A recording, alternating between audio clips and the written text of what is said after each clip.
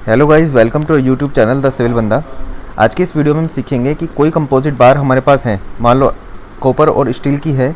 जब हम टेम्परेचर बढ़ाएंगे तो इनके अंदर कितना कितना एक्सपेंशन होगा, स्ट्रेस क्या होगी, ये सब चीज़ें हम एनालाइज करेंगे। कंपोजिट बार की खासियत क्या होती है? कंपोजिट बार की खासियत ये होती है कि मान लो ये कॉपर बार है, ये स्टील बार है। हमें पता है कि alpha of copper is greater than alpha of steel. मतलब अगर टेम्परेचर मान लो 1 डिग्री सेल्सियस से हमने बढ़ाया तो कॉपर में अगर जो 10 यूनिट का एक्सपेंशन हो रहा है तो स्टील के अंदर 10 से कम होगा। लेट अज्यूम ये 8 यूनिट का होगा।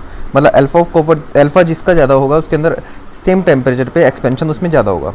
तो अगर हमने 1 डिग्री बढ़ाया तो इसके अंदर चांसेस है कॉपर इतना बढ़े और स्टील बढ़े इतना। लेकिन अगर जो हमने इसको कंपोजिट बार बना दिया, मतलब कॉपर और स्टील को जोड़ दिया, तो ऐसा नहीं हो सकता कि कॉपर ज़्यादा बढ़ जाए स्टील कम बढ़ जाए।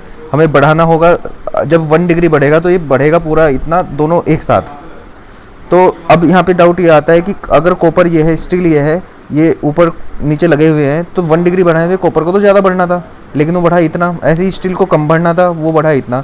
तो क्या होगा, एक एवरेज वैल्यू आएगी हमारे पास कि जो कॉपर की वैल्यू होगी, जो कॉपर होगा वो उतना ना बढ़ के थोड़ा कम बढ़ेगा, जबकि स्टील जो हमारे पास होगा कम ना बढ़ के वो ज़्यादा बढ़ेगा। तो मतलब कॉपर ज़्यादा बढ़ना चाह रहा था, वो कम बढ़ा, तो इसका मतलब कॉपर पे लगी कंप्रेशन।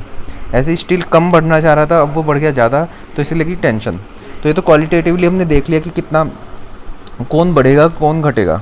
लेकिन अगर हम पूछे कि इसकी वैल्यू कितनी होगी तो उसको हम एक इक्वेशन बना के उसको हमको सोल्व करना पड़ेगा। तो वो इक्वेशन देखते हैं। देखो, मान लो कॉपर है, कॉपर के ऊपर 3 डिग्री सेल्सियस का टेम्परेचर चेंज किया था जब, तो वो इतना बढ़ना चाहिए था उसे, ये मान लेते हैं हम, ठीक है। और जब स्टील में उतना ही बढ़ा है टेम्परेचर, तो इतना बढ़ना चाहिए था। अच्छा, इसकी वैल्यू कितनी होगी इसकी? तो इसकी वैल्यू होती है delta L equal to L alpha delta T. तो L alpha of copper delta T. ऐसी इसकी वैल्यू कितनी होगी? L alpha of steel delta T. हमको ये पता है।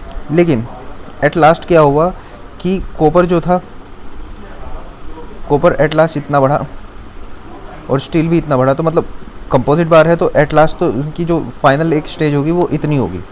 तो हमने देखा क्या कि कॉपर जितना बढ़ना चाह रहा था उससे कम बढ़ा। तो इसका मतलब इस पर कुछ ऐसे फोर्स लगी होगी। ऐसे स्टील इतना बढ़ना चाह रहा था लेकिन उससे ज़्यादा बढ़ा, तो इस पर फोर्स लगी हुई ऐसे। तो पी, दोनों फोर्स होंगी बराबर, पी। ऐसा क्यों? क्योंकि एक्सटर्नल कोई फोर्स हमारे पास नहीं है।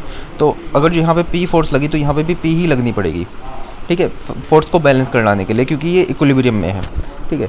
तो हमारे पास कुछ चीज़ें हैं कि एक फाइनल स्टेज में दोनों बराबर होंगे, ये चीज़ हमें पता है। फोर्स दोनों पे बराबर होगी। अब एक हम इक्वेशन देखते हैं। इक्वेशन क्या है कि क्या कहते हैं, जो ये इतना बढ़ा माइनस इतना बराबर होगा इतना प्लस इतना। इसे डेल्टा 1 मान लेते हैं, इसे डेल्टा स्टील मान लेते हैं, इसे डेल्टा कॉपर मान लेते हैं, ठीक है। तो इसकी इक्वेशन लिखते हैं, L alpha copper delta T minus delta copper, इसकी वैल्यू, मतलब इसमें से हमने इसे माइनस किया, बराबर L alpha delta T, L alpha steel delta T plus delta S T steel, ठीक है। अब देखो डेल्टा कॉपर क्या है, ये जो इतनी डेल्टा है ये कितनी है? देखो इस पर पी फोर्स लगी, ठीक है, इस पर पी फोर्स लगी तो ये इतना डेल्टा आ गया। हमें पता है P L upon A equal to delta होता है, ठीक है। तो इसको लिखते हैं हम L alpha copper delta T minus delta copper लिखना है, मतलब इसकी वैल्यू लिखनी है। तो पी, इस पर जो फोर्स लगी, इंटू एल, टोटल लेंथ इसकी एल थी, एल लेंथ पे ही फोर्स लग रही है ना, तो L upon A, area of copper, इसका क्रॉस सेक्शन जितना होगा, ठीक है, P L upon A, E of copper, बराबर L alpha steel delta T plus delta steel, इसको भी ऐसे लिख देंगे, P into L of steel upon area of steel, E of steel. इसको थोड़ा सा और देखते हैं। देखो L alpha copper delta T minus P upon A, ये हमारे पास सिग्मा हो जाती है, तो sigma copper L upon E of copper equal to L alpha steel delta T plus sigma steel, इसको सिग्मा स्टील लिख देंगे, अपॉन ई स्टील एल। देखो एल को तो हम हटा ही देते हैं क्योंकि एल कंपोजिट बार है तो बराबर ही थी एल सबकी।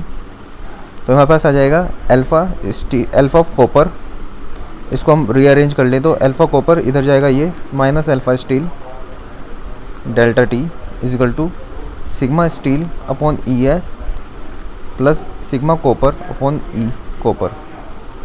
ठीक है, तो हमारे पास एट लास्ट ये इक्वेशन आ जाएगी। तो अगर जो हमें सिग्मा स्टील चाहिए तो हम यहाँ से निकाल सकते हैं। ठीक है, हाँ एक तो इक्वेशन आ गई है। ठीक है, दूसरी इक्वेशन क्या आ गई, P हमारे पास दोनों बराबर हैं, P1 इजिकल टू P2। ठीक है, तो P1 इजिकल टू P2, तो P1 कितना है, P होता है force equal to stress into area. तो sigma copper into area of copper बराबर sigma steel into area of steel. ठीक है, अब बस इन दोनों की हेल्प से हम कुछ भी इसके अंदर जो भी होगा निकाल सकते हैं। सो आई होप आपको ये कंपैटिबिलिटी इक्वेशन समझ में आ गई होगी, और अगर फिर भी कोई डाउट रह जाता है तो आप मुझसे कमेंट सेक्शन में पूछ सकते हैं।